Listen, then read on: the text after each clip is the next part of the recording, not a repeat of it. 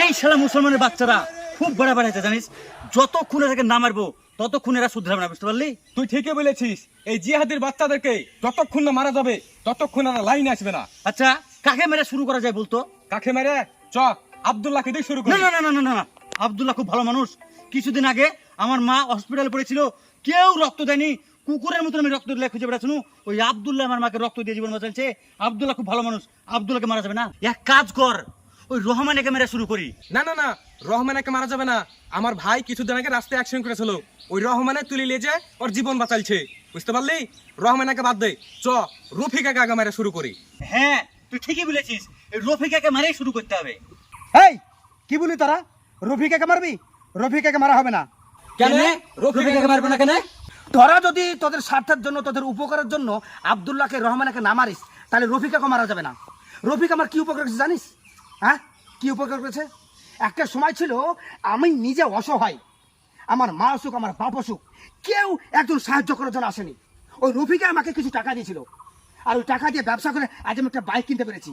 আমার মাকে দুমুঠা ভাত দিতে পারছি, বাপকে দিতে পারছি। আর রফিকাকে তোরা মারবি না? রফিকাকে মারা হবে না, রফিকাকে মারতে পারবি না। আচ্ছা তাহলে কাকে মেরে শুরু করা যায় তুই বলতো? কাউকে মেরে শুরু করতে হবে না। আমরা নতুন জিনিস শুরু করি, আমাদের মনে চিন্তা ভাবনা, আমাদের ব্রেনে যে উল্টাপাল্টা চিন্তা ভাবনা করি না, ওই চিন্তা ভাবনাগুলোকে আমরা ডিলিট করে দিই, যে নতুনভাবে বাঁচতে শিখি। তোর নিজের মুখে শুনলাম যে আব্দুল্লাহ তোর উপকার করেছে, তোর নিজের মুখে শুনলাম রহমান তোর উপকার করেছে, তা আমরা কেন মারবো তাদেরকে? তারা আমাদের কি দোষ করেছে?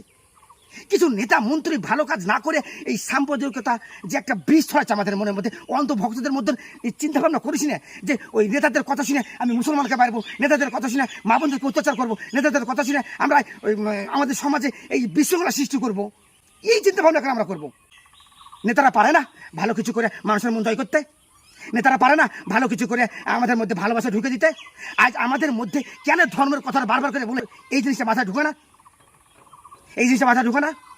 তাদের কিছু করার নাই, তারা ভালো মতো জানে যে আমার দেশের লোকেরা মূর্খ, এদের মধ্যে একটা বিষ ঢুকে দিই, এই বিষে উতলে পড়বে, আনন্দ আত্মারা হয়ে যাবে, আর আমাদেরকে সাপোর্ট করবে, আর মহামারী শুরু হয়ে যাবে, ঝামেলা শুরু হবে, আর সবাই আমাকে ভগবান বলে মারবে। এই চিন্তা ভাবনা করে ওই নেতারা এই বিষ ঢুকে আমাদের ব্রেনকে ওয়াশ করছে, আর আমরা তাদের কথা শুনে মাইতে উঠছি। রবীন্দ্রনাথ ঠাকুর বলেছিল আমার ছবি ঘরে টাঙাও। আমরা টাঙাই কেন?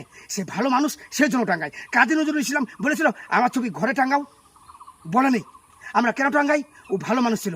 ওই নেতাদেরও একটা কথা আমি বুঝতে চাই, ওরা এমন কিছু ভালো কাজ করুক, তাদের ছবি আমরা ঘরে টাঙ্গা দিই। কেননা তাদের ছবি টাঙ্গানোর দূরের কথা, তারা প্রত্যেকটা মানুষের মুখে গাল খায়।